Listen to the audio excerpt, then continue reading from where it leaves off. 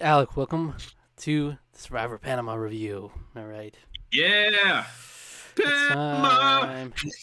It's time. Panama. Okay. Don't leave. Don't leave yet. Don't leave yet, guys. Yeah. All right. If Don't. you're new to the channel, we do Don't this. leave. You're trying to do that, begging them not to leave with me Please. singing. If you're new to the channel, this has been a tradition for as long as prostitution's been around. And Yeah, it's true. it's Very true. the thing we started out our Survivor journey was on my individual channel back in January 2019.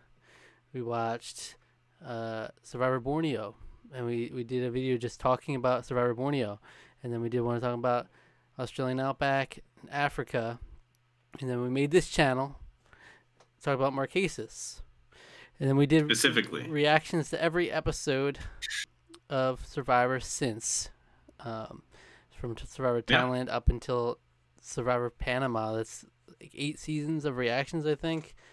Pretty hefty. Would be that. Yeah, it would be that. Wow. Wow, when you put it in perspective like that, that's... And we've done a season Well. review every time. Still, even with talking about every episode, it's really fun to bookmark it and tie it all up in a bow. Make sure nothing's left unsaid about the season, and we always break down different parts of the season. We break down what we liked, what we didn't like, and then Alec will give out some awards, and we'll be ranking the seasons, adding it to the season rankings. We'll be adding Aras to the winner rankings, and yeah, we'll be answering some questions from the listeners, the viewers. Excellent. Excellent. And yeah, worth noting that I had seen the season before. This was Alex's first time watching. This is just my second time watching, but so most of it will be geared towards him when it comes to some of these questions.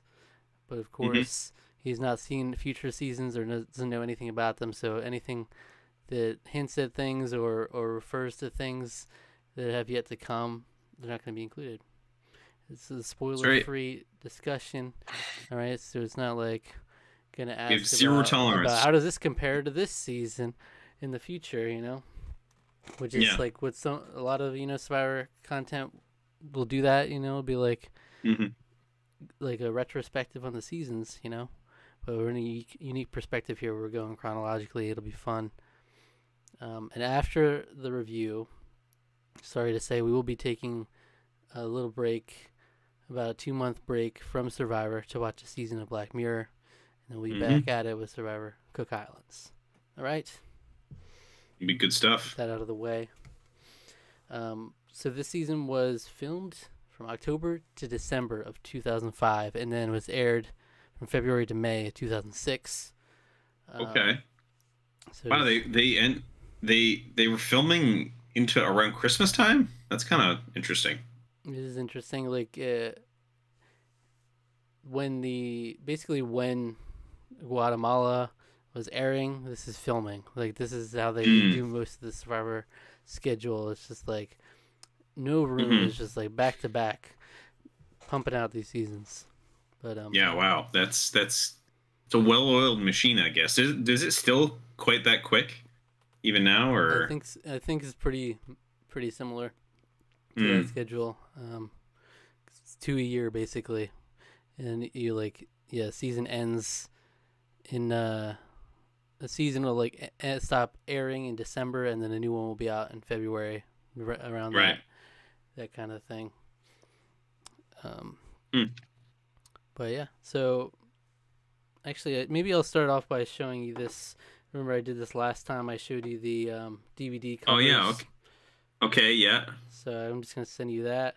They're doing it again to you. What? Why? What? Why is Bob Dog on there? Bob Dog found his way in. They did Courtney dirty. I don't. Oh really? Jeez, man. I mean, Bob Dog is a great character, but I don't know why. Yeah. Courtney got the. Yeah, I got shafted here. Shafted. What's up with It's that? literally all the final 6 except for Courtney. Except for Courtney, what's going on there? Siri said Courtney's not making it on this DVD box, the DVD cover somehow, some way. I'll make sure. Someone else. Yeah, he didn't even make the jury. That's right.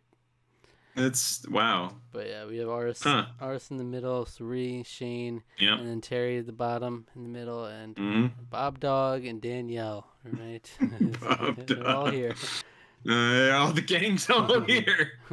That's an alternate history where Bob Dog went on. What a beautiful alternate history would that be too.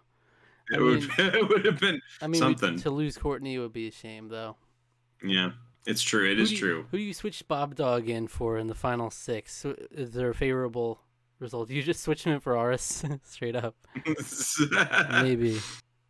I think I would say maybe switch him in for Danielle. Maybe Danielle, yeah. Just to make the most interesting season, I think that would probably be the best. Yeah. All right. Wow. Okay. Yeah. Interesting that these always these DVD covers are always. I mean, I guess they're sort of expecting you to maybe have seen them, and for you to be, if you're buying them, that you're going to be. Yeah, no one who buys them on the shelf is allowed to not have seen it. You have to. Yeah. Kind of. Yeah. Because like it's spoil. I mean, I guess this was technically not, but you're spoiling like.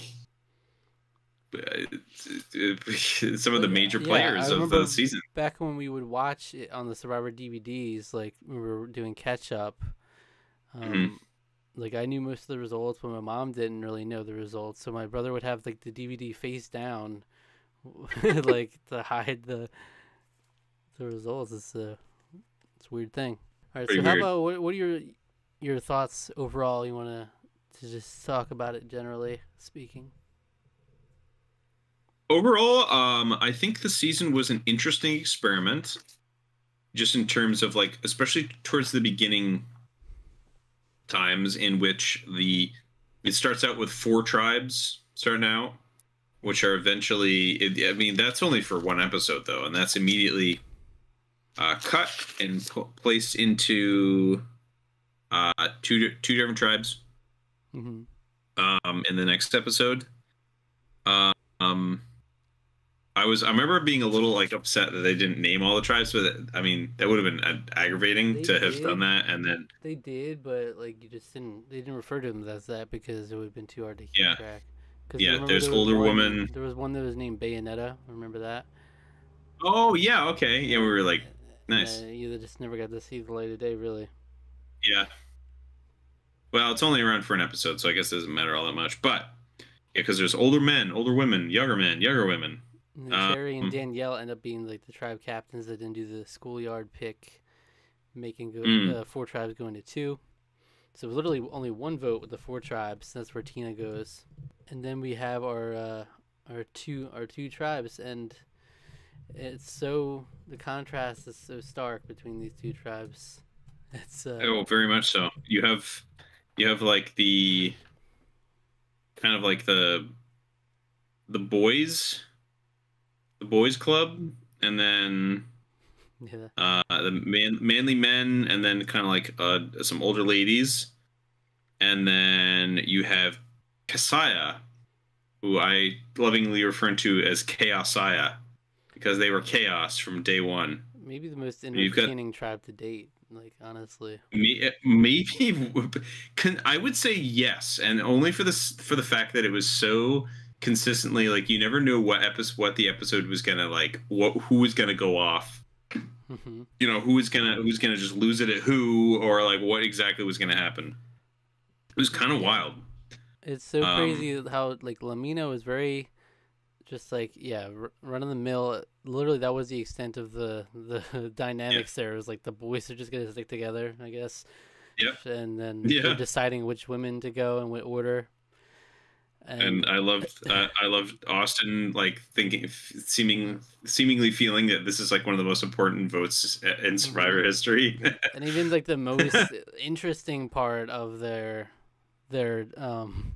tribe is when they have to, because Sally got immunity, got sent to exile. They have to vote one of their own, and even that was like pretty.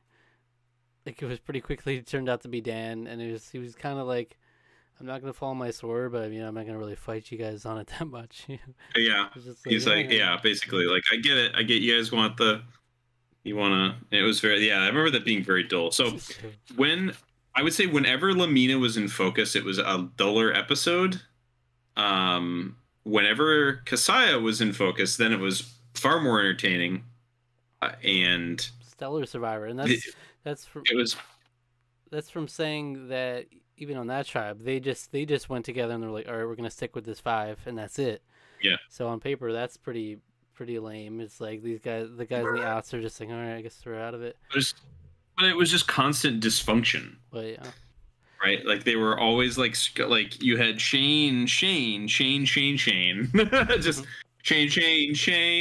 He's just going off on everyone like all the time. Nobody liked nobody liked Courtney. Right.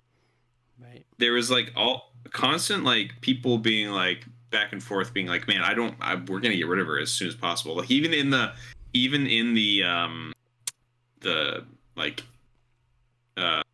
the alliance, there were always like people talking about like maybe flipping on these people because they were getting on their nerves, or they're annoying, or they were just so chaotic. So well, yeah, because it's funny because they never really broke. They stood strong. But they did stay so much interpersonal conflict. It was like, Aras didn't like how Bruce said this thing. Bruce felt disrespected by how Aras said this.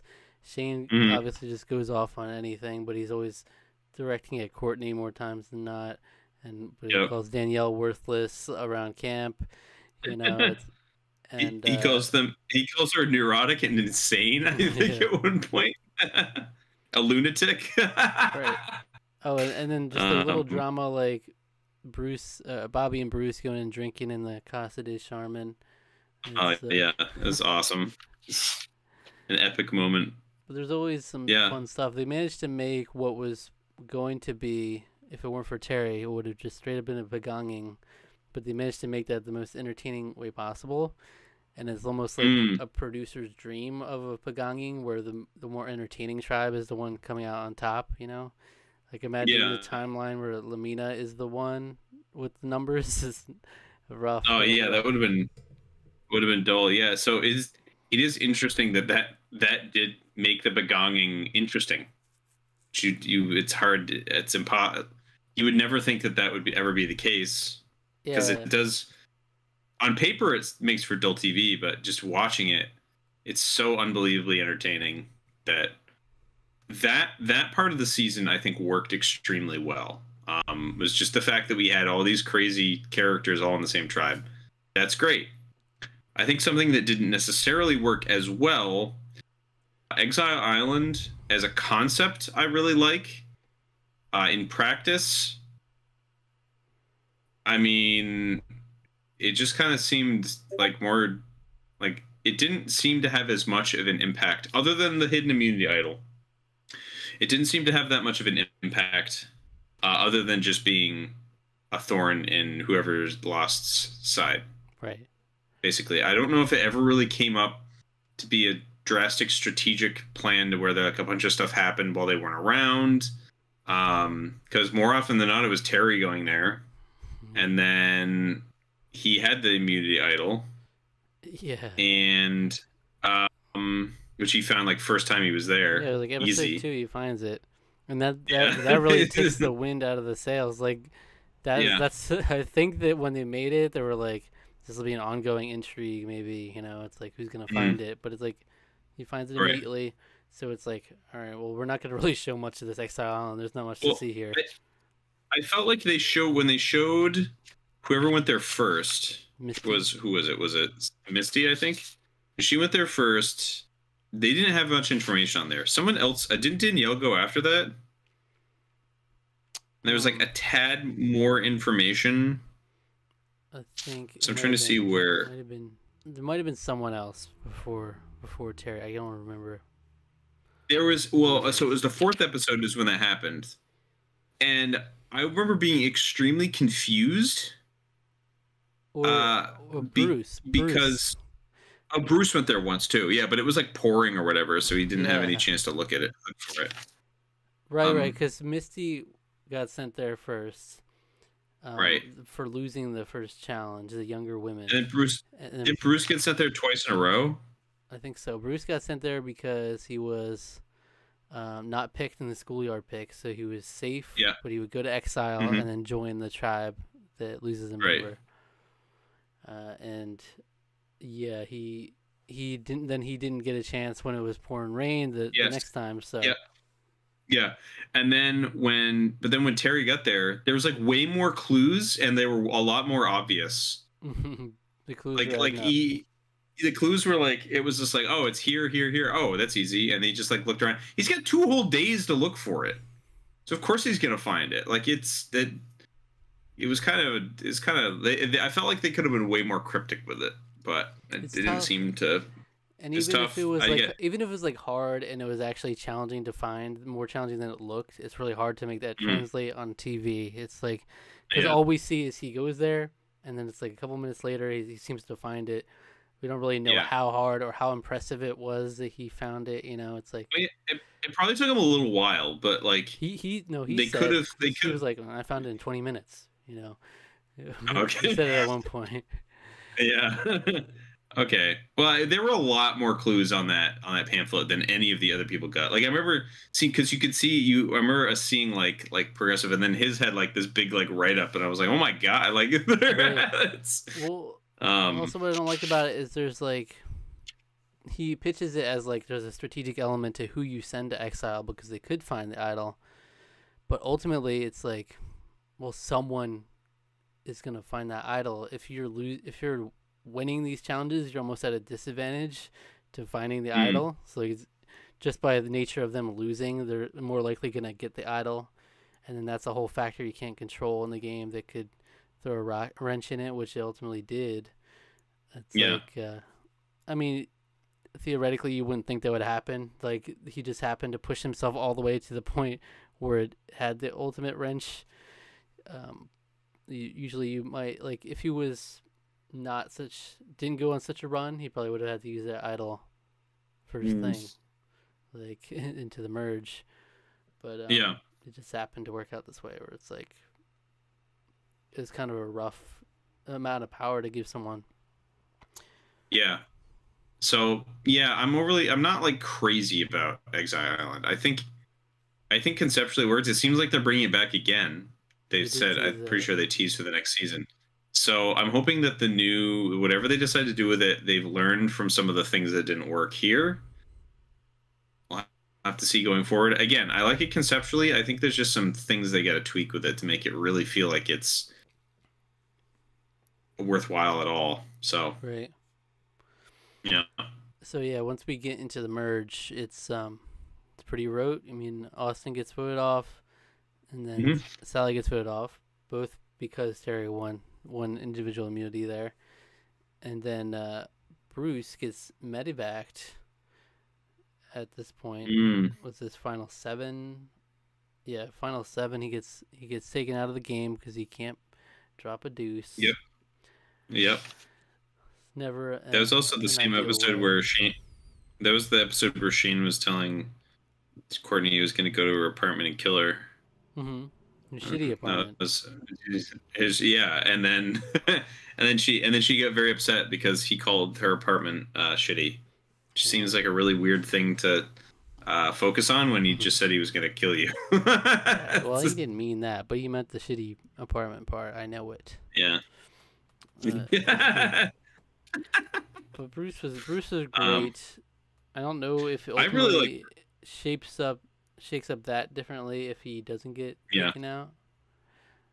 I don't know, but I still would have been maybe not. interested to see it. Like I don't know if he necessarily would have been the next one voted out, so that in itself would have changed a lot. But maybe it would have. Yeah, I don't know. Well, maybe. I like Bruce. I thought pretty much everybody in our final or the council on is pretty good, I would say. All of our Kasaya people. Our Kasaya people, pretty much, yeah. Our Kasaya folks. Yeah. Um, Well, after this but one is when the big 3-2-1 vote comes. yeah, Vote out that was Courtney. amazing episode. That was just such a cool, all playing all the social angles. It was just really, really interesting, really fun. That was a great episode. Yeah, it was, and even the episode before that was really great. The Bruce episode, there's a lot of fun Yeah, stuff. I mean, with the shitty apartment and everything, there's such a very yeah. iconic episode. But there's all the drama with Courtney and stuff, like all the Yeah, questionnaire that was designed specifically to piss people off. It was that's right. Uh, and so then we get down to the Shane gets voted off, and then we're down to final four, and mm, Aras wins that immunity, and it really forces the situation where it comes to a tie between Suri and Danielle, and then Suri loses in fire making, which is unfortunate. I think she would have had a good shot at getting there mm, otherwise, if that very specific condition of Aras winning that challenge didn't happen. Uh, so it's interesting. It's so interesting when we went to the final four. You were like, I want Suri to win. If not Suri, I want Terry to win. And so then we go mm, into the final four. Suri goes, and Terry goes. yeah. It's like, and then It's we're always left with our that's final always how it two, goes. which is it's criticized as like a little anticlimactic of an ending for Yeah, for a pretty solid yeah, like seem to be gearing up towards this great climax, and it's just like boom, you lose your two big people with the biggest storylines. Suri's right. huge story from being the next one to be voted out all the way till now, and then Yeah, Terry's like 5 immunity challenges in a row, then in the idol. So hmm, they were both the ones to watch, and then it's like, oh, okay, so we're gonna have Aris or Danielle win, and okay, it's Aris pretty handedly. It's like, yeah, okay. I do think there's some cool irony in the fact that Shane ultimately does cast a vote for Danielle to win, even if it is by a random number, with how yeah, much she's like constantly trashed on Danielle being worthless yeah, yeah, and all yeah. this, and he was like, "This, It's, I don't want to lose to this bitch. This bitch doesn't deserve to go further than me." All this. yeah. I'm like, dang, dude, chill out, bro. And like you said, it's not the most, we would have had a much more interesting tribal council if any other people were in that final two, probably. It's But any pretty much any other combination, really. But that's how it goes sometimes. you can't predict them all. Um, I don't know necessarily what I felt about the cliffhanger. Yeah, I didn't like the cliffhanger. I I don't. I felt like it didn't really. I felt like to me it was much more. It felt more like a ratings grab than anything, just to sort of have Suri still Suri in present there. in the actual finale. And I guess they wanted to like build out a lot more of the drama and the interpersonal stuff in that episode 14, but I don't know. Right. It felt a little odd, but Yeah, I'm not a fan of it, um, especially as like Survivor. It's like there's something nice about the formula of Survivor to where you always know at the end of the episode someone's going. right, There's just always something you can build up to. Someone's going, and then right, and then when we get to the final four, it's the final episode, and it just plays out from there. But this right. time it's like, okay, we're gonna have an extra episode for the final four, I guess. But you still want to have that person go. But it's like, okay, well, we're left the same position we were at. Like, obviously, we didn't Hmm. anticipate that exact scenario, but it's still like, all right, we have the same four people. Cool. Yeah, so it was like a strange decision, but That's okay. I well, mean, that's not the worst thing in yeah, the world to have happen, but but overall, I would say it's an entertaining season up to towards the end. Um, so yeah, you can't take that away from it. So I love the season personally. It's like a joy to watch all the way through. Obviously, like the it was Lamina stuff is hard to get through at yeah, some points. Because yeah. I think it's like I'm this show almost has to pretend to care about it. It's like we don't really want to see this, but we kind of have to. It's half of the people we got going on here, but yeah. here we go. She's a meatball.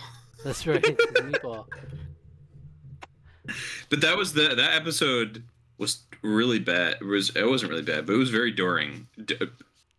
It was boring. That because that was the episode Dan get voted out. But then also we had stuff like Shane get to smoke a cigarette. He got to hang out, like they spent some time with the local Panamanians.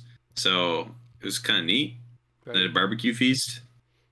But yeah, I really like that. Yeah, I like that episode too. It was a really good episode up until the end, because it was like, oh well, whatever. It was sort of like Dan, the astronaut. Yeah, he's got the right stuff though. I tell you what. Yeah. He's got the right stuff though. He's got the right stuff. So a couple of fun facts about the season. Obviously, It's the first and only time we've seen the 4 tribes at the start. And I did mention this in the episode, that it's really cool how it shook up that the final 4 had all 4 tribes represented in them. That's really crazy. Yeah. That's cool. And this is also only the final 3 of the season are the only ones to win individual immunity out of the whole cast.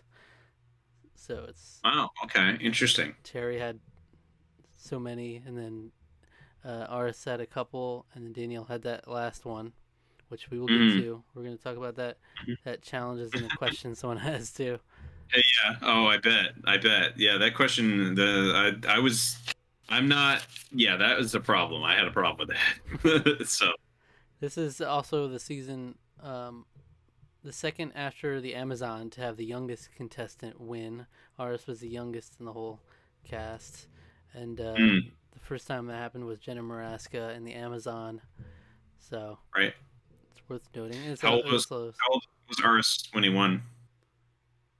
22, 21, 22, 23? I don't remember the exact age, but it's probably 23. Yeah. It might even be 24. Terry did refer to him as a 24-year-old kid at one point. Oh, yeah, it's true. I think Danielle was also 24 or something, but he just might be younger. Yeah. But that's funny because like that storyline so often came up of like, Bruce wants to be respected for his older age. Like Danielle's like, you should give him some more respect, without Aras talking to him.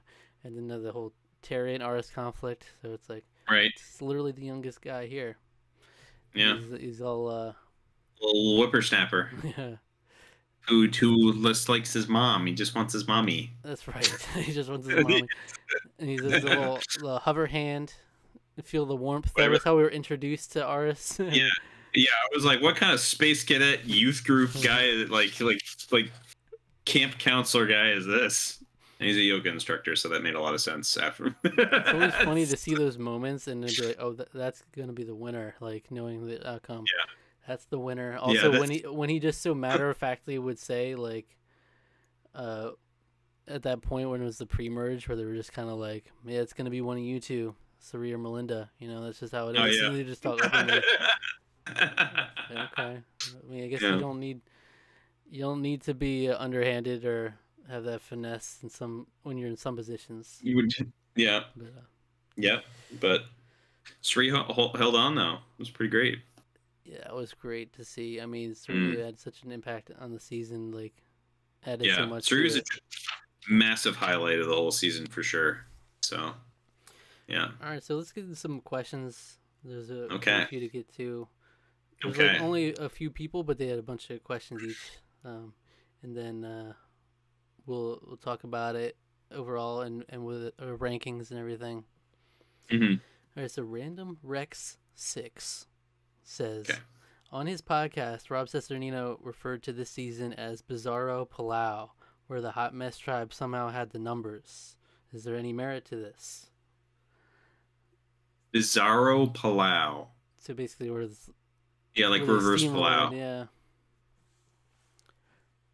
I mean, I think so. I think that's a pretty apt. Thinking about Palau, I think that's a pretty apt description, actually. Just in terms of like how. Yeah. Oh, okay. Yeah, I would say that's pretty insightful. From what I remember of Palau, we had. Whoa! What's going on? What's going on with my screen? Help! I mean, Palau obviously is unique in the sense that it's like you never seen a tribe just get completely decimated. Like it wasn't that completely destroyed, but Yeah, it was ridiculous. Um, but here it was like kind of like that to a strange degree, but like it's the team that you wouldn't expect to be doing that is doing that to the after the merge. Mm-hmm. So It's like, yeah, the Hot Mess Tribe. I guess Oolong to some extent did have that to it, but still, even them, I don't think it's like even compares. Like if you look at, first of all, like the people, the Kurwar tribe, which end up being the pretty much the entirety of the merge in Palau. mm-hmm. Um, yeah, they're not the most like crazy characters or like messy characters of the bunch, but I Yeah. still think they're more interesting than Lamina would have been, and I still Mm. think that Kasaya is way more messy than even Oolong, who ultimately just kind of voted off when it comes down to it, just the Weak, based on weak strength, link. Yeah. Yeah. So Oolong, yeah, just based on strength. Oolong's problem was that they really just couldn't. They didn't ever seem like there was a real connective tissue to any of them. I think was one of the main problems, and just the other tribe was just way stronger and way better at all the immunity challenges. Mm-hmm. I mean, that's really what it came down to. Um, Even if you just look at that yeah, first individual immunity on this season, it's clearly like not like they're completely blown out of the water, because all the last people in that challenge were the Lamina people. mm-hmm. It just didn't. The numbers didn't happen to ultimately go their way. It wasn't a huge blowout, but I definitely get what they're saying. What Rob said in terms of it being like Yeah, a spin on that Zaro pullout. yeah,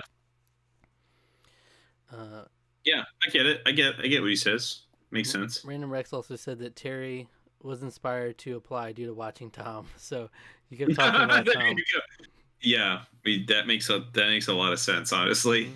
I remember early on, like you were like, "Oh, you're nothing compared to Tom. Like you can't touch Tom." I think I said that you can't touch Tom, something and like then that. But it's like, yeah, I knew it was coming. I'm like, well, he's about to freaking crush all these challenges. dominate all life. Yeah, and Terry was like, "Man, this guy is Tom 2.0. He's just look at him go." Yeah, and I remember you being like, you really think like, because he's taking out he took out Dan and stuck with the younger guys. He's like, do you really think you can like you can just take out, or you're gonna be able to hang with these younger guys? It's like, yeah, he's gonna beat them all. Yep, yep, he is. Yeah, he's gonna destroy them. So he also commented that Terry and Danielle very much seem like replicas of Tom and Stephanie. Was it really a coincidence that they were the ones to pick teams in episode 2? Well, I wouldn't I call Danielle so much a Stephanie clone, really. Terry is only like Tom in the challenge aspect. I don't see them so much like Terry's not over here strong arming people. Maybe if he was in a different position, he would go around being like gaslighting people. Yeah. Maybe. Gaslighting. Hashtag. Straight gas. I guess like, no, you know what? He did kind of go up to people. His pitches just didn't work, but he did kind of just go up to people and was like, "Oh, you want to get yourself one step further? Like, get yourself into the final, solidifying final 6." I mean, he tried his dang best, you know. So maybe in a bizarro Panama, he would be in the Tom position. Because like if he comes in with numbers, I mean, he is like the leader, kind of like Tom was of his tribe. So I could see that actually, but I wouldn't compare Danielle to Stephanie so much. Yeah, no, I wouldn't really quite do that as much either. She's useless around camp. I mean, have you heard? Danielle definitely had some like strategic moves, but like, she was not like Stephanie was just like hard worker, big at challenges, and also was playing strategically. So she definitely had like she's a little bit more like salt of the earth type also, just in general, but rather than Danielle was a little more like you know. And I mean Stephanie's more of her strategy came out in Guatemala. If you're just looking at Palau, she was mostly just known for like being I'm a fighter. Like everybody can reach for, fighting to the bitter end, last Oolong standing, doing whatever she can. Dead or Alive 5, that's what she is. I'm a fighter. That's right. But and in Guatemala, she was a lot more jaded. I definitely Yeah. wouldn't compare her to Danielle Chip in that. chip on our shoulder. Yeah. So. He also commented, which we talked about, in regards to the Final Four immunity. Had anyone else won, we'd likely have a different winner. Which for sure, Mm. Aras would go there, and then we were left with Terry, Sari, Danielle, final three, Mm-hmm. and then Danielle presumably wins that, and then takes. Does she take Sari to the end? I imagine so. Yeah, I because it would would be the imagine same so, and arguments. three would Sari and wins, three would win. Yeah. unless they're that bitter. I We think. didn't get to see how bitter they might have been, but Yeah. I don't see it. Yeah. I don't see them being that bitter. Honestly. That's how Maybe it's crazy possible, these but final immunity challenges are. It's like literally yeah. changed the whole winner. Yeah. It really does.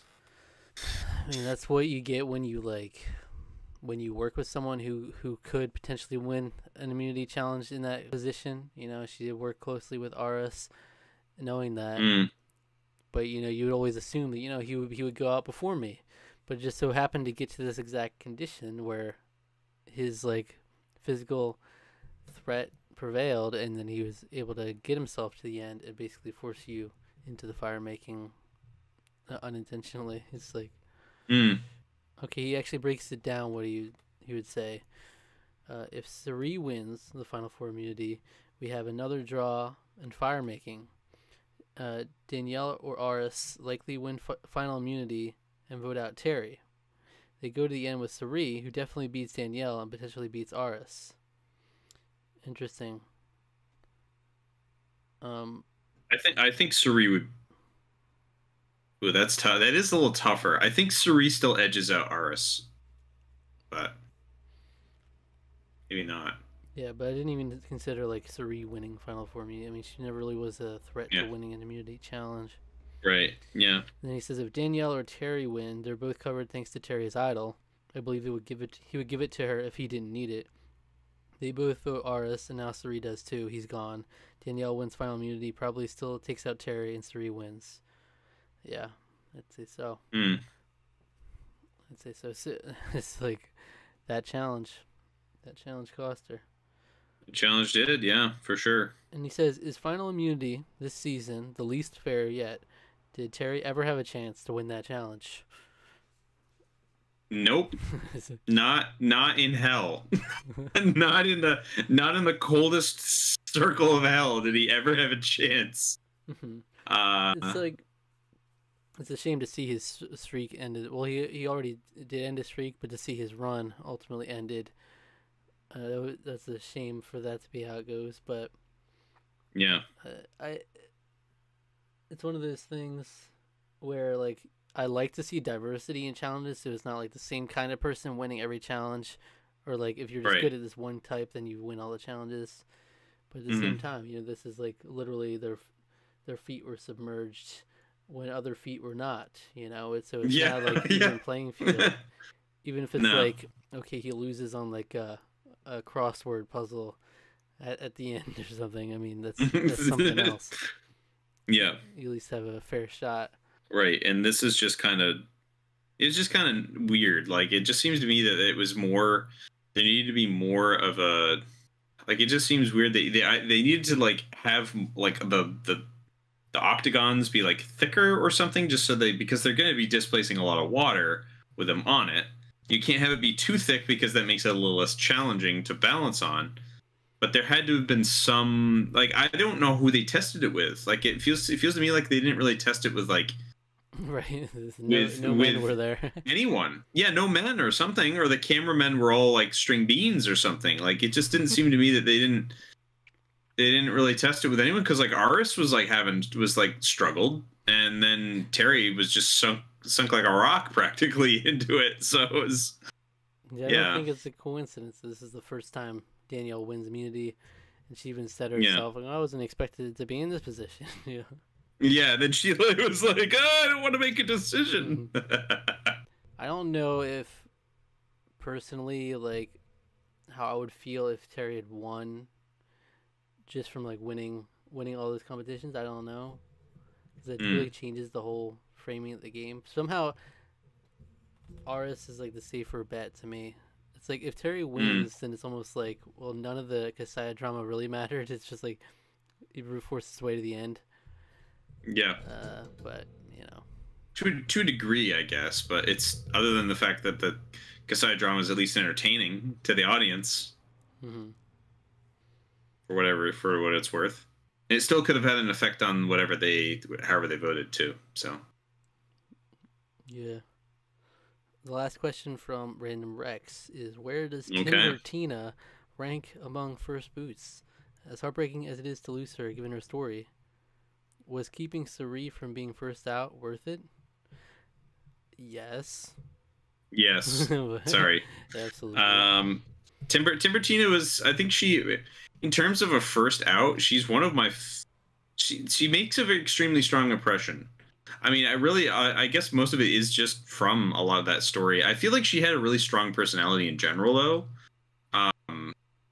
Aside from the horrible thing that happened, to her son, but like she's going to be extremely memorable to me. Like I don't remember every single first vote out, other than Peter, which I always bring up, because I think to me is the most funny. But this one is like she's gonna be very memorable for, I don't know, she just had a very strong personality, a strong presence, and aside from that, so yeah, I can't even name most of the first boots. Who was this Australian Outback? Wasn't it the lady who was complaining that her life had been ruined when we went back to the to the Deb? That was it. Yeah. That's a comment that someone left. Yeah. Oh my god. I was gonna wait until the podcast to bring it up, but maybe I should bring it up now. Someone left a comment about her. Let me see if I can find it. Okay. Oh, someone left a comment about her? Oh yeah, because they commented on my channel. They just discovered that review that we did of Australian Outback. Oh wow, okay. So she says, just found these and we'll watch them all. Or Zach Faulkner said this. I know this is several years old now, so perhaps you found it out, but the reason why the press was so hard on Deb was at this point in history, these Survivor players were viewed as bona fide stars, so they had paparazzi following them and they were a huge deal. Deb's boyfriend or husband, I believe boyfriend, but I could be wrong, passed away, and shortly after that, Deb started dating her deceased boyfriend's son. Oh, I think why that somehow that like unlocked, like I think I'd heard that from somewhere or something before. I don't know where I heard that, but it wasn't from you. No, no. I feel like I'd heard that at some point too, but yeah. So the media was grossed out by it. Yeah, that's a little weird, Deb. I hate Deb now. do you get it? That's a little weird. No, I get that it's weird. I get why. Oh yeah, people were writing mean things about her. I mean, I'm sorry, lady, but that's a little strange. That's a little strange. I'm sorry, lady, but that's a little weird. You can't help who you love, Alec. Jeez. Okay, let's change the subject real quick. Ooh, what do we got next, Zach? So thank you, Zach Faulkner, for that. Maybe one day you'll see this review. You're making your way through them. You got about 10 seasons to go. Yeah. All right. Love to have you along for the ride, though. Chase Ferrier, long time watcher of Survivor, of our Survivor videos. Does Alec think the idol being used after the votes is overpowered at all? And does he prefer this version of the idol or the idol from Guatemala? So yeah, in Guatemala you had to say you were going to use the idol before anyone voted. In this one, you can just wait for the votes and then just see. Okay, I'll use it now. I don't think. That's tough. I don't think it's overpowered. I think I prefer this one. The other one is like, that way it makes you really, really consider who you're voting for. The other way, if you did that, it does sort of like it could potentially upset, like in the moment, oh no, I had planned on voting for this person. Now I have to go to the booth and vote for this person now. Mm. Whereas when you play the idol, because you could suspect somebody has the idol, which could potentially influence your vote. You could vote for somebody who you don't expect has the idol, then plays it, and then whoever comes in, whoever is like second highest is who gets voted out, if memory serves. Yes. Yeah. So then that could maybe influence voting in a certain way as well. I don't know. I think we didn't really see it used in an explicit way, but it was used very like very like implicitly. I mean, Terry was waving it around to certain people to try to convince them to be on his side, which worked to a degree. But there was never any out and out like with the vast majority of people that were playing, there was never any out and out like I'm going to use it or I have it. So yeah, I like the sort of the kind of almost mind games that having it and what that does to how you think of how to vote. I think that adds just that extra little layer to the game that makes it a little bit more interesting to me. So yeah, I like this version definitely. Okay. So I do think it's overpowered. I do prefer the other version because think of it Okay. this way: at Final Five, Terry, if he didn't win immunity, he doesn't even need to really play his idol. They just can't vote for him, like just for the risk of him playing it alone. Because if they all vote for him, and he just gets to decide who goes, they can't like run that risk. Like he just gets But to wait and see. Okay, everybody voted for me. I'll use it on myself, and then Aras goes home because they it's voted for him. but it's only overpowered if you dominate challenges. Because if you weren't dominating challenges and you had it, Well, I you don't just know if I would have to. consider it overpowered because like say like I don't know, say if Bruce hadn't had the issue, say Bruce found it. Mm-hmm. Bruce would probably have been voted out there and they might not have known that Bruce had it, but then Bruce boom, Bruce uses it and it upends the game a little bit. I you might be right, but I think it's only overpowered if the person who has it is someone like Terry, who's just winning But anyway. then that just implies you have to get the person out who has the idol. You have to get them out early. You have to know they have the idol and you have to get them out early. Otherwise, you're like kind of at their whims of like how they want to use it. Like, because at a certain point, the numbers you're running out of numbers to use against him, and so especially if you're in Ars's Yeah. position where you're the one he will vote for in that spot, it's like okay, I Hmm. just gotta like go in. And if he uses the idol, like if I vote for him, he uses the idol, he could just send me home. I feel like that's kind of rough. Yeah, I almost feel like, well, to me, what I thought was surprising was how late it was able to be used. That was the surprising part to me. That's true. Because I almost felt like it should have maybe stopped after 5 rather than at 4. Because like that, being able to use it in Final Four is a little crazy to me. But Because he won the final five immunity, and he was like, "All right, well, that gives me a ticket to the final three. I don't even have to show up for the next immunity challenge." well, that's the thing. Yeah, that's the thing that's kind of And a little all weird about it to me. the But thing about the mechanics of it too is like he couldn't even do something that interesting where he plays it on someone else. He would have to mm. give it the idol to them before tribal council, and at that point, he was never going to give it to someone because they can then just take the opportunity to vote him out. To me, it So would have made more sense that if you could have given it to somebody almost in the way that you can give your immunity idol to somebody, be like, I actually have the immunity idol and I'm going to give it to this person.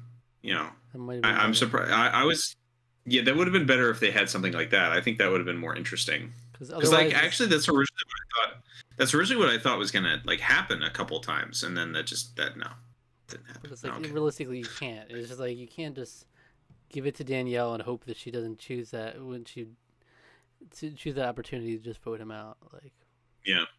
Yeah. how does Terry rank among Colby, Boston Rob, and Tom in terms of male challenge beasts? I mean, he's number one, right? And I don't think they got it. I mean, I think so. I mean, he almost he almost did like a full sweep here with individual immunity. Like that's really impressive.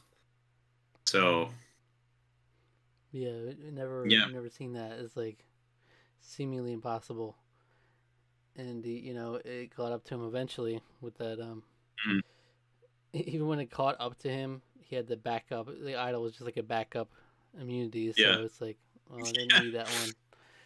yeah. But Didn't need that then, one but inning. then he lost the final three, and it just happened to be the challenge that wasn't weighted so evenly. It's like, Yeah, uh, that was, yeah. and then he asks, "Is Terry a good player, or does his lack of strategic control and over reliance on challenges in the idol bring his game down?" So the thing is that he just didn't have the opportunity to like. What could he have done differently strategically? I think we talked about this a lot during when we were reactions, and it's just like he seemed like he was legitimately trying whatever he could, but there was really no penetrating that bond of the other group, no matter what he did. I mean, Bruce, I think, was probably his only opportunity, and even Bruce wasn't really budging. So Yeah, yeah, I guess it's probably if he was really that close, considering as it seemed like he was actually on the episode considering it. Maybe there was yeah, something more convincing he could have done there, but it's yeah, like I really would be curious in like a simulation to see like put even like us any of the Survivor winners in that exact spot and see what do they do, like how do they make it happen. Like Chris made it happen in Vanuatu more or less, but with this mhm, specific group of people, maybe not. Maybe it's just like sometimes there's those random elements. This group's not going to budge no matter what you yeah. I do. think this had just the right amount of crazy that it they were it's weird that like you would think something more firm would be less likely to crack, but it's almost because they were so like weird and goopy and pliable that they were more willing to like stick together. I guess if you think about it, like they're like a they're like a goopy ball of I don't know rubber or like heck just glue maybe. So like it might like drip off and you might have some gross, but like that ball is sticking together. It's not like breaking. Or something that's like firm, boom, you can crack that pretty a little bit more thoroughly. You can maybe put dents in the rubber ball, but you can't crack it where you could with a more solid object. So to me, I think that's almost sort of the comparison that like you can't. What could he do to this goop? What could he do to the goopy Not the goop. ball? He couldn't really do Not the anything. goop candles. The goop candles. That's right. Gwyneth Paltrow is our sponsor now. Please no. Please stay away um, from me. so is he a good player? I mean, it's hard to say. He wasn't playing the same Yeah. game at that point. It's just, and it's like even in the pre-merge, he didn't have to play that much of the strategic game. It was just like he was the leader. Yeah. He's got the right stuff, and he's got It's got the right stuff. He's got his boys with him. So it's not really tested too much. Though on the surface, it does seem like he's very much in that archetype of the person who's like, I'm the tribe leader, Yeah. honorable, I'm a man of my word, that kind of thing. Who usually doesn't do super well when it comes down to it in strategy, but Mm-hmm. you know, he did what he could He did with what the he hand he could. was dealt, and single-handedly prevented a begonging and forced his way to the final three. He beasted his way into the final three. Beast mode. If All they had right. it their way, he would have been voted out where Nick was and not even made the jury. Like, Yeah, kind of actually. Yeah. So all right. So, Chase also asked, was Aras under edited? maybe I think he might have been. There was a lot more focus on these others, particularly Terry and Suri. I would say there's a lot more focus on Suri and Aris did have like a lot of time together, and there was definitely some stuff between them. I think it was almost like a steady trickle of Aris content throughout the episodes. I never felt like there was like an overabundance of focus. I almost feel like Danielle got more time a lot of times, but he would show up pretty free. You know, he would show up at least once or maybe a few times up. But if the episode, particularly earlier on, if it wasn't really focused so much on him, he would at least show up to have something to say. But yeah, even like towards the end, I almost felt like Danielle was getting more time through a lot of it. And I'm of the opinion that I think he was edited properly because I think the narrative he was edited properly. You said, yeah.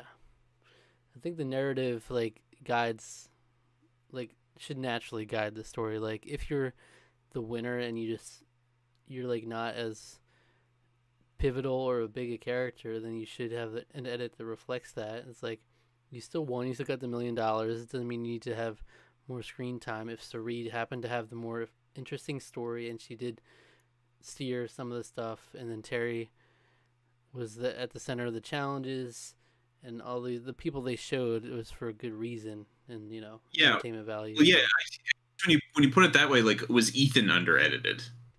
Right.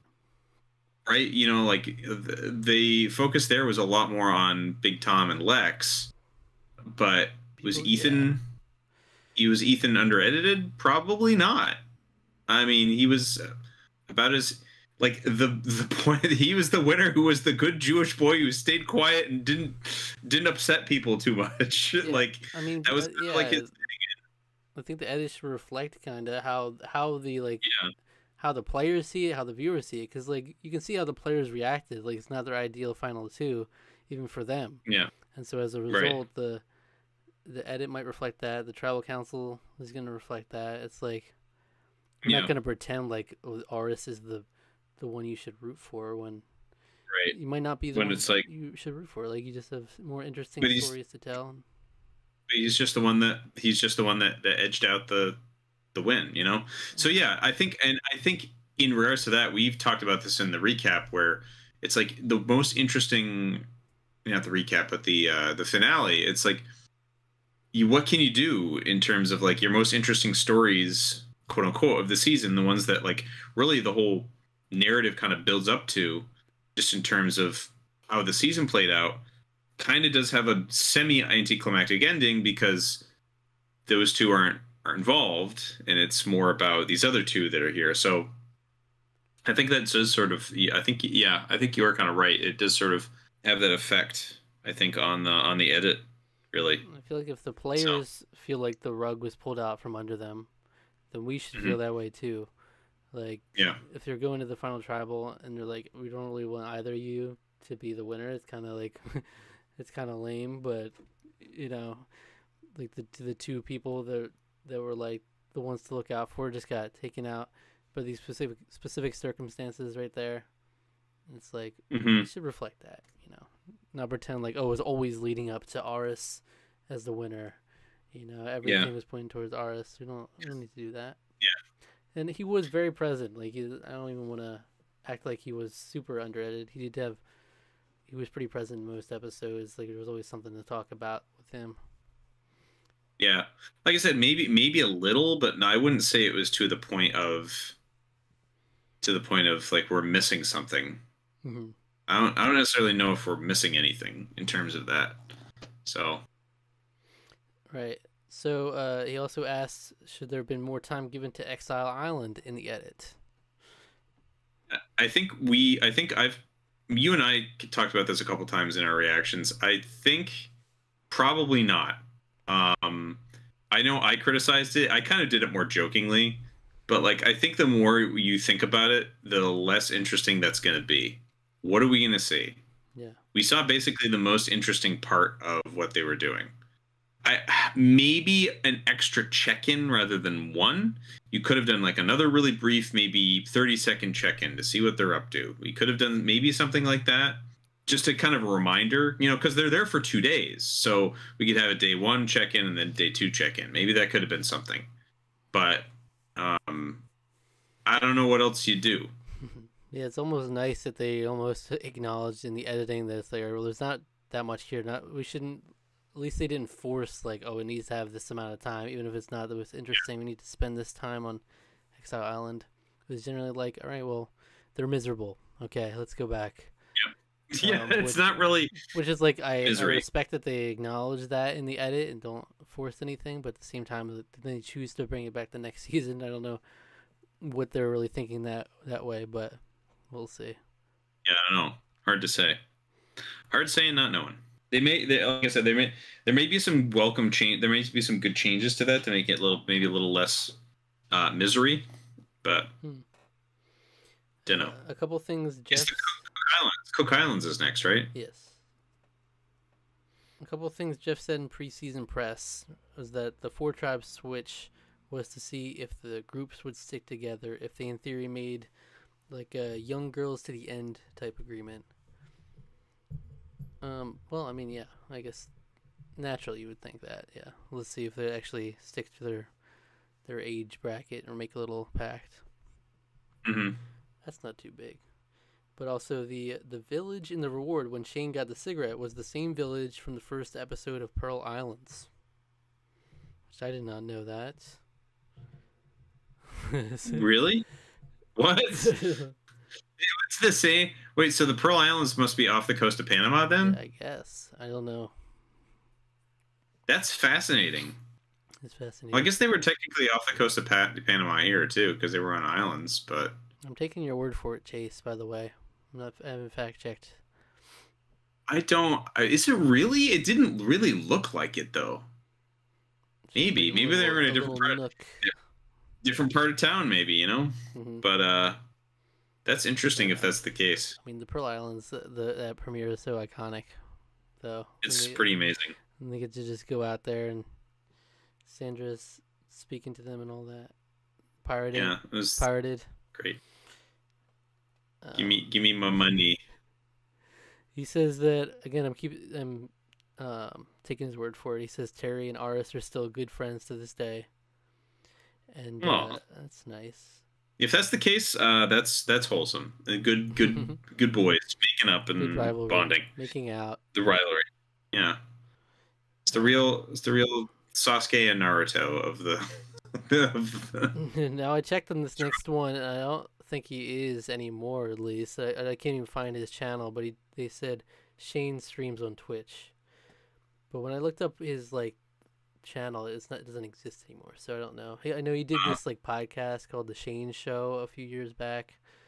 We would talk about stuff, but I don't know. I guess he did stream on Twitch. It's just done with the whole Twitch scene, He said that the ASMR ear licking meta. I don't know. I can't do that anymore. Right. He's just like, I'm out. Hot tub meta. I'm out. And then Mino Kills asks who are his favorite players from the season, thoughts on the Bruce medevac, what are his thoughts on Terry's immunity run. All right, so favorite players, we'll get into we'll give an award out for that and we can talk about it then. The Bruce medevac, any more thoughts on that? I mean, it was very professional. It was really good. I liked how we saw the response, or them coming to it and asking questions. I think that was really great. Personally, I thought that was really informative. I did think it was funny that it seemed like the others were maybe somewhat unprepared for it, because Shane was just buck naked the whole time. You're gonna have to carry me out, and he's like, you mean right now? Yeah. It was pretty funny. But that's about all I'll say about that, I guess. I mean, I'm sad that it had to happen. I mean, it was really unfortunate because it's he probably should have. I guess you wouldn't realize it. Your movements do change when you have diet changes like that. But when you can't urinate either, that's a huge problem. Right. So, yeah. I would have liked to see how it would have played out with Bruce. So, yeah, me too. Could have added a wrench in some of these plans. So, yeah. And then Terry's immunity run, we've talked about a good amount. I mean, it's impressive. You all power to him, man. It's pretty astounding to see. What could have been, so close. All right, so let's get into what's known as the Survivor Superlatives. We'll be giving out some awards tonight. All right. Okay. It all comes down to this. All right, It so all comes down to this. season long, we've been tabulating the winner of the MVP award, or Alec awards an MVP each episode to a different player for whatever reasons, and the winner of the MVP is Shane Powers. Hey. Shane with a runner-up. Right. Runner-up goes to Sari. All right. Okay. But Shane. Yeah. Shane takes it. Shane does take it. Shane was just a force to be reckoned with. I mean, he was just an entertaining clown. He was basically the clown. Yeah. Of the show. The most unique like character we've ever seen, perhaps. Like so off the wall. I think Shane found driftwood, has been pretending it is his BlackBerry. He is texting people. Yeah. It's like, I'm texting, I'm talking to people. Not on this island. Cuckoo, cuckoo. Yeah, the sound effect. Preview, they did that to him. Yeah. Right, do you remember what your best intro shot was? I'm pretty sure I gave it to Danielle. Was it Danielle? Yeah. There was someone else who came out. Wasn't it Bobby or Nick or something? Oh no! Like they get it instead. They get it instead. It's pretty sure. I mean, Danielle's the one I remember. Okay. That's the one I remember. Danielle, so. then. All right, cutie of the season.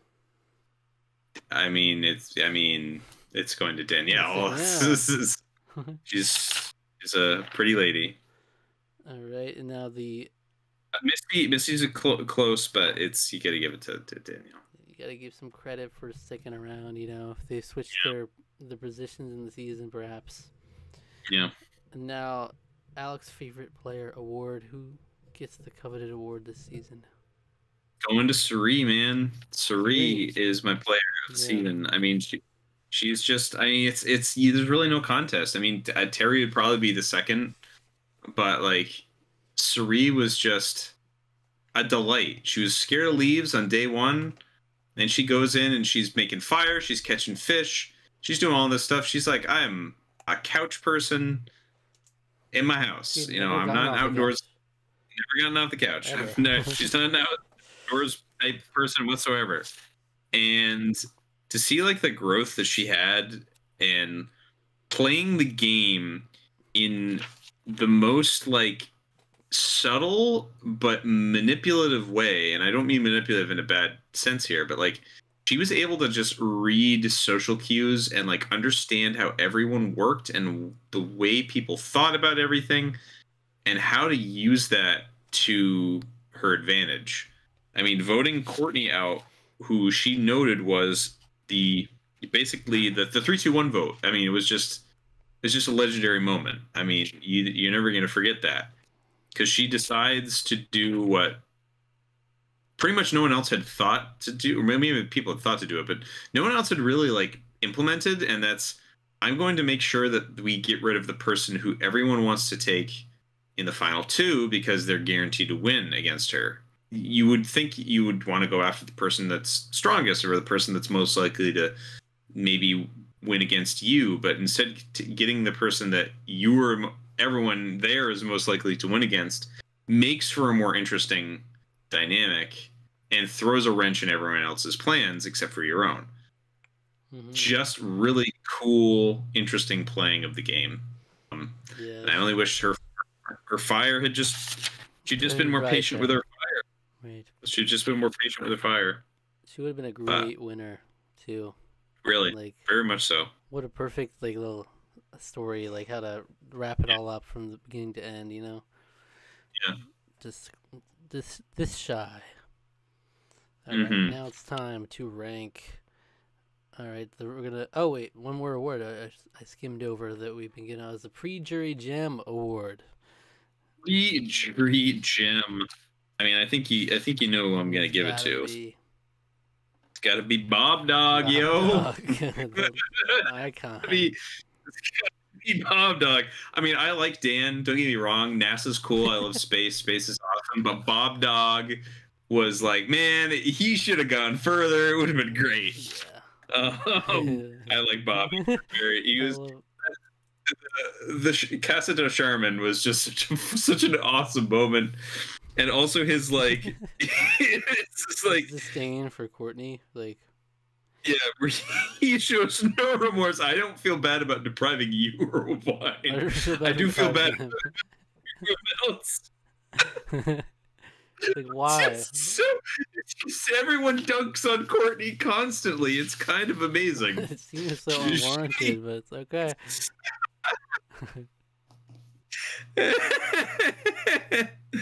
Oh, it's so good. Yeah, I love I that. mean, he's one of the stronger pre-jury gems in a while. You know, since Yeah. Rory, I think at least. Yeah. He's Yeah. stand out. I would say so. Yeah, Rory's, I think, an all-time for me. All-timer. But yeah, Bobby for sure. That was pretty great. All right, so Yeah. that being said, it's down to the rankings. You know, it gets harder and harder each time. The rankings are to get longer and longer. All right, so currently your season rankings sit at Pearl Islands, the Amazon, the Australian Outback, Vanuatu, Borneo, Marquesas, Guatemala, All Stars, Africa, Palau, Thailand. Where does Panama go? Is any of that changing? I think I'm pretty good with where that's standing. Where does it stack up? Wait, okay. Could you run through them one more time for me? Pearl I Islands, think I have an idea. the Amazon, the Australian Outback, Vanuatu, Borneo, Marquesas, Guatemala, All Stars, Africa, Palau, Thailand. I think this is gonna go. It's interesting. Palau is so low. Why is that? Mm-hmm. I can't remember why that's so low. We have some disagreement here now. Like if you look at my list too, it's like once we get to that, It's interesting. Why do I have Palau so low? I'm curious about I have that. it pretty low. I have Guatemala below it though. That to me is like those are kind of tough because they're pretty similar. They're pretty similar seasons because we had two of the same contestants on it. But you had Guatemala significantly higher though. Do I? It's Interesting. There's Africa, All Stars, Guatemala, above Palau. So it goes above Palau. Guatemala, All Stars, Africa, Palau in that order. I think I'll move Palau above Africa. Just bump it up one. Just bump it up. We'll see how I feel about that. But I'll bump it up a little bit.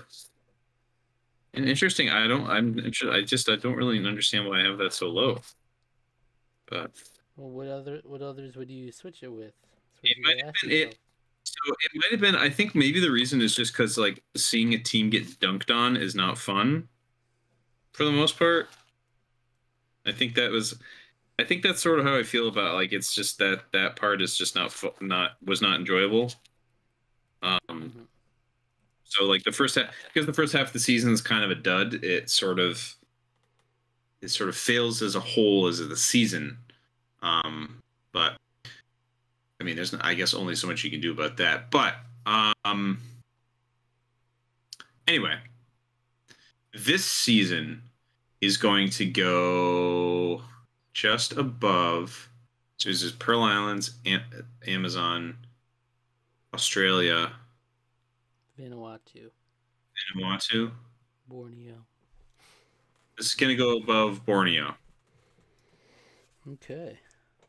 Borneo. The season is just so entertaining from start to finish. Top 5 season for you now. It is for sure. It was. List of I laughed. 12. Laughed a lot. That's for sure. Yeah, I mean, I would definitely have it up there somewhere too. So Yeah. Currently, mine are Pearl Islands, the Amazon, Borneo, Vanuatu, Marquesas, Australian Outback, All Stars, Africa, Palau, Guatemala, Thailand. That's where I'm at. I might even change stuff around here. Because personally,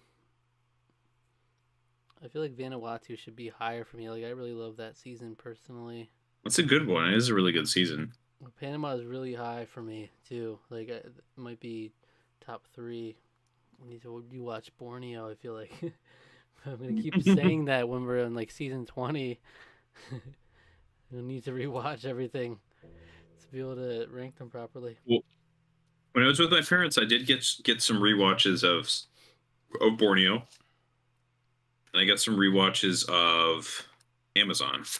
But they, for the most part, have been watching it without me. So I'm about to shake this list up. Okay. Pearl Islands.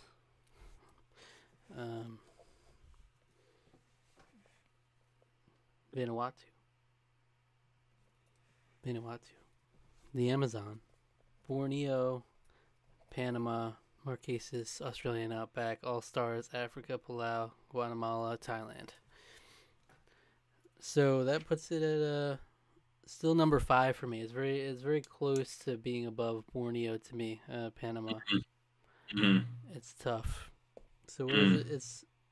It's number 5 for both of us. Yeah. Panama is number 5 for both of us right now.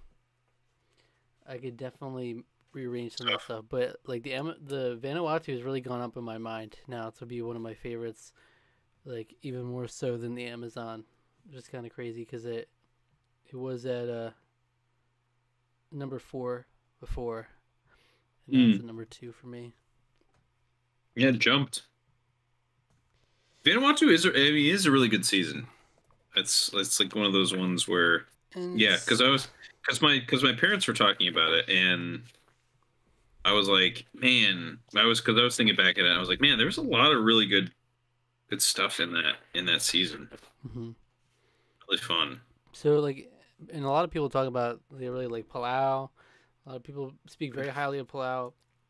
Some people really like Guatemala, though it's more mixed. For me, that's right at the bottom, right above Thailand for me. Just how it's always felt for me. With Guatemala, really? Yeah, Guatemala was pretty low for you.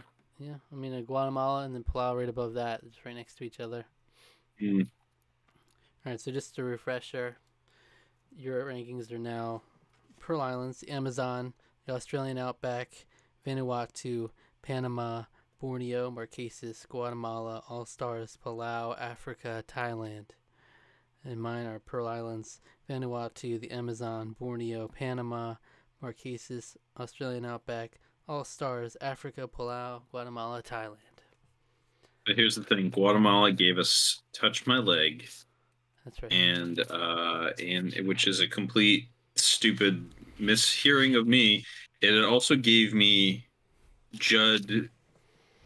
Just Judd. Yes. Yeah. Judd was my favorite, or was one of my favorites until I met Shane, and now my life is forever changed. Yeah. You get those two together. Yeah, I know, really. Nice. Right, so I was gonna say it's gonna get harder and harder with the freaking list to name all the seasons in the ranking, like, up to like season 25. I know. Yeah, well, I should probably start writing down my side of the situation to make it a little quicker for you. Yeah, well, in the future, I have the document with all this stuff on it. Like, I'll actually send that to you so you can keep track of it better. Yeah. All right. So now the winner ranking time.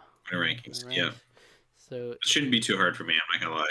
Interesting. So your current rankings are Richard, Brian, Tom, Chris, Sandra, Vesepia, Tina, Ethan, Danny, Amber, Jenna. Where is Aras? Aras is right above Danny. Right above Danny, below Ethan. Mm-hmm. Interesting. We'll put him right above Ethan, actually. Okay, and what do you say of that? So, I think that Aras did a good job of being that rival. I think he did a good job of positioning himself well in his tribe. But I don't think he did anything overly extraordinary to win the game. I felt like he was carried by more strategic people. And I think that ultimately a lot of it came down to luck of the draw, because he was going to be voted out so many times and things just happenstanced out of his way. So and now some people might say, well, that makes him more because he was able to maneuver his way out of those situations or whatever happened that makes him a better winner. But happenstance can only really get you so much, I think. But one of them lesser interesting, I think. I think I need to watch Africa again because I really want to sort of refresh my memory in terms of what Ethan did exactly.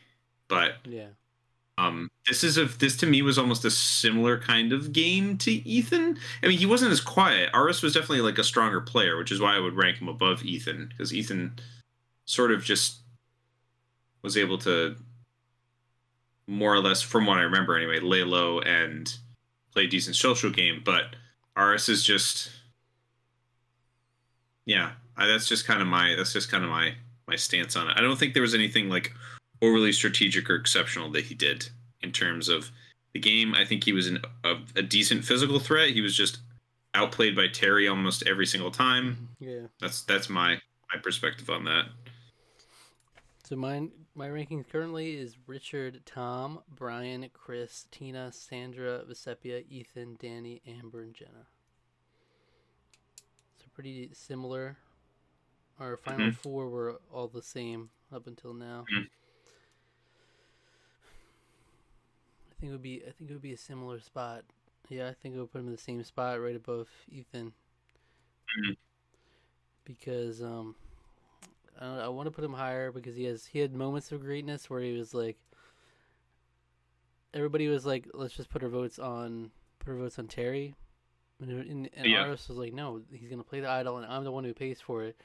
Let's vote for Sally. I think it was who they were saying. Yeah, that was I think. Or no, they were gonna vote for Austin or one of the two guys, and he was saying no, let's vote for Sally just in case he plays the idol on them because then I'm screwed. Right. And he just kind of they were like, no, the coordinator was having none of it, and it happened to work out even with it not going his way. Yeah. But he definitely had a good head for the game. He just didn't. Suri was always the standout one. Right. And yeah, he's nothing spectacular. Nothing flashy, but I would put him down there. Yeah. Same spot. The bottom, just like Panama is our 5th ranked season. He's our 5th from the bottom ranked winner. All right. Interesting. Interesting. A little bit of balance. Yes. So our bottom 5 is entirely the same. Yeah. Is there any argument there to Ethan? Ethan might be higher, but I think maybe. I don't know. I think Danny, Ember, Jenna, the bottom 3 is pretty solid. Yeah, I think that's pretty incontrovertible, I would say. And then our top 4, there's like a little bit of a rearrangement in their order, but I think they're the all-star winners so far. Richard, Tom, Brian, and Chris. Yeah, really, big time. really solid. Yeah. That's another season of Survivor, folks. Boom, that's it. That's what we got. It's a great time. Gonna miss it dearly. It's good stuff. Yeah, it was great. I mean, next season can only hope that it is good. I don't know. Let's see. Cook Islands or whatever it's called. So we'll be back in a couple months from now, and we'll be taking on Cook Islands. All right, excited, always excited for a new season. This break will make us savor it even more. So stick around. It always does. Us. If you ever want your Survivor fix, we got a playlist with all the Survivor videos on it. You can go back, check them out. And thanks. All right. In the cool. meantime, what video would you recommend our viewers watch? Go watch a recap of the Survivor Vanuatu. That season. Survivor Vanuatu, yes. Yeah. Yes, which is going up in my mind. Good memories of that one. So. Yeah. All right. Don't want to say goodbye, but we have to do it. Okay. All right. Bye. Thank you for watching. Subscribe to the channel if you enjoyed. Like the video. Leave a comment. And hit the notification bell. Click link in the description for our social media. Okay? Yeah. Okay. And also, thanks again to everybody who commented on the Reddit. Thanks for the comments. And if you ever want to comment on our YouTube videos, we're gonna read them. That's the plan going forward. We'll read them at the end of each Tarqaron podcast episode. Have a little segment for them, because there's a lot of comments I'll like give a little heart, and then I'll mention every now and then to Alec. But I feel like it's worth highlighting in an official way. So maybe from now on, I think that'd be fun. I really didn't want to do timestamps because it was going to be so annoying to do. But maybe I'll leave a timestamp for the comments at least, so you can jump in and see us talking about the comments in each episode. But yeah, let us know your thoughts. Take care. All right. Catch you later.